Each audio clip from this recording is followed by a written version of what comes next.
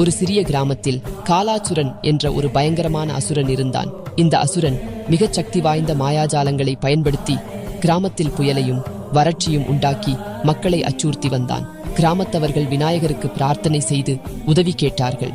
அவர்களின் உதவி குரலை கேட்டு விநாயகர் எலியுடன் அந்த கிராமத்திற்கு வந்தார். காலாசுரன் விநாயகரை போர்க்கு அழைத்தான். காலாசுரன் கடுமையான புயலையும் அழிவையும் தொடங்கினான்.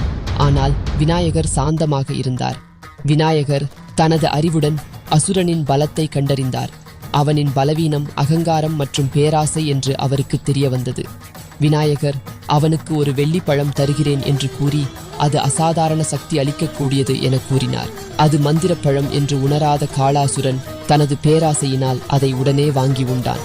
மிகவும் சக்தி வாய்ந்த அந்த பழம் காலாசுரனை கடுமையான மந்திரங்களால் கட்டியது. இப்போது காலாசுரன் பிடிபட புயல்களும் வறட்சியும் நிறுத்தப்பட்டன. கிராமத்தவர்கள் மகிழ்ச்சியுடன் விநாயகரை புகழ்ந்து பாடி நன்றி தெரிவித்தனர்.